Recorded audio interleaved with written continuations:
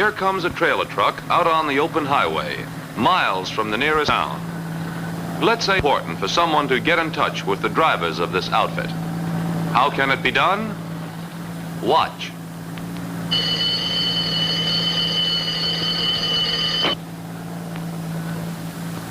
CL4 3592. This is Joe. Hello, Joe. This is Bill. Where are you boys now? On Route 30, headed for Centerville, about 25 miles out. That's fine. We got a special. Can you pick up some stuff for the Ajax Company? It's at the Charleston Depot. Think you can handle it? Sure can, Bill. We've got enough room for it. Fine, Joe. Take care of it. Right, Bill. See you later. Bye.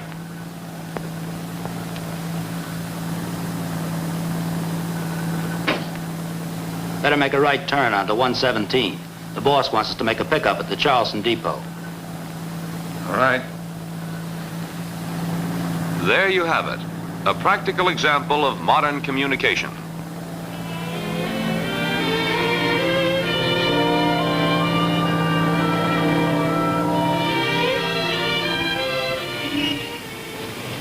Here's a job of road construction on the outskirts of a big city. The center of such activity is constantly shifting and is seldom near a regular telephone, yet there is often need for one.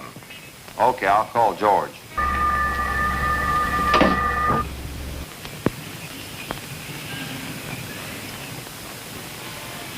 This is WJ6 9233.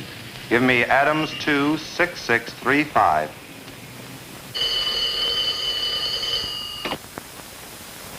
Lee Construction Company, Barton speaking. Hello, George. This is Mac. Say, they're having plenty of trouble out here with the engine on the grader. Yeah? What's the matter with it? Well, nobody seems to know for sure. Johnny says he thinks it's a fuel pump. Might be at that. Tell you what I'll do. I'll send Stevens out to check it over before we have real trouble. Anything else? No, that's all. Okay. So long, George. Goodbye. This is mobile telephone service. In this service, conversations travel partway by radio, partway by telephone lines. In order to reach vehicles traveling the highways between cities, a number of transmitting and receiving stations connected to telephone lines are spaced at intervals along the highway so that one will always be in range of the moving vehicle. The antennas are placed preferably on high ground because the high frequency waves are limited in distance to the line of sight.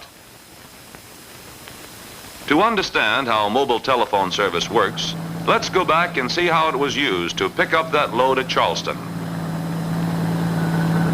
Bill knew that one of his trucks should be in the vicinity of Centerville, rolling along little more than half full.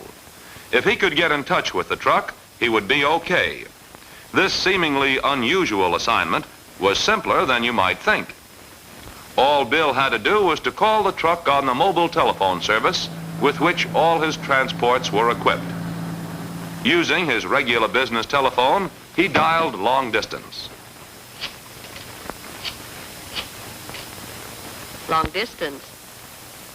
This is Adams 2 6635. I want to get in touch with a mobile unit. Will you try to reach ZL4 3592 at Centerville? Thank you. The call from Bill's office to the telephone building then went out over regular telephone lines, past several towns, to the telephone building in Centerville. The mobile service operator at that point handled the call so that it went out on the air from an antenna located near Centerville. The truck was in the vicinity and responded with its own transmitting equipment. In the radio part of calls between vehicles and mobile service stations, frequency modulation, FM, is utilized to ensure high-quality transmission. Except for the radio part of the conversation, the calls travel back and forth over telephone lines.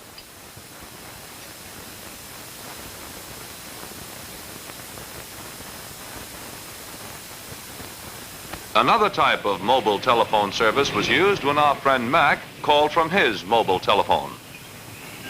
This service is designed to provide a means of communication for those who travel in city areas as well as those who travel along intercity highways. Any place having regular telephone service or any vehicle having mobile equipment can originate or receive a call.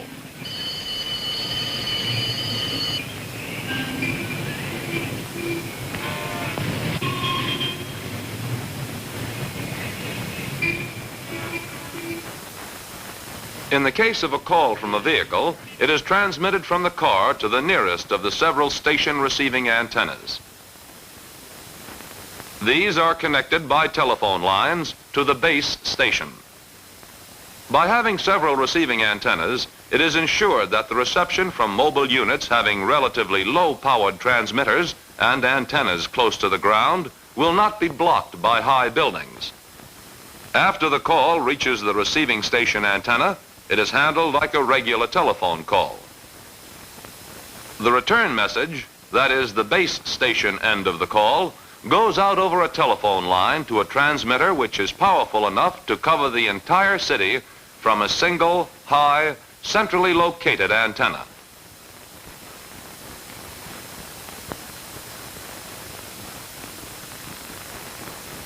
When mobile telephone equipment is used, the push-to-talk button on the handset is pushed down when a person talks and released when he listens. Thus, the mobile telephone equipment in the car transmits when the handset button is down and receives when the button is up.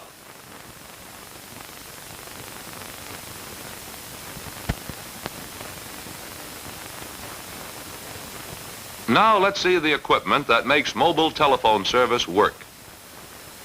Here in an automobile, a transmitter unit and a receiver unit are being compactly and neatly installed.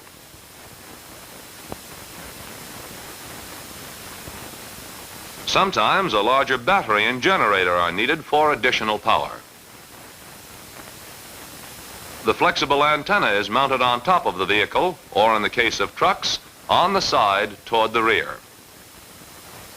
The control unit is simple to operate.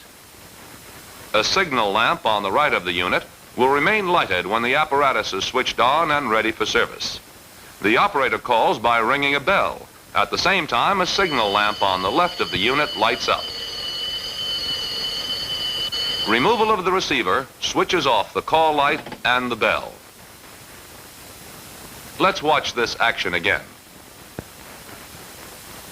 Should the subscriber be switches off the call light and the bell. Let's watch this action again. Should the subscriber be away from his car at the time the call comes in, the lamp will remain lighted until the subscriber returns and calls the mobile service operator. Companion to the mobile equipment, of course, is the necessary base station equipment. Mobile calls are received on antennas like this. Then they are carried to the receiver. From the receiver, they go by telephone wires to the control terminal. Then to the central office switchboard, and thereafter being handled as ordinary calls. The return part of the call goes back to the central office. Then back through the control terminal, where it is automatically switched to the transmitter. Then it goes out through the transmitting antenna and the call is on the air again. Throughout the country, mobile telephone stations are being expanded to become links in a nationwide network. The mobile telephone greatly expands the scope of voice communication. It provides added telephone service in our principal cities, allows for more efficient operation at railway terminals, furnishes easy contact between land and vessels on our waterways, and at the same time adds to the convenience of travel. It provides an easy way of keeping in touch with vehicles on the major highways. It is one more step toward telephone service for anyone, anytime, anywhere.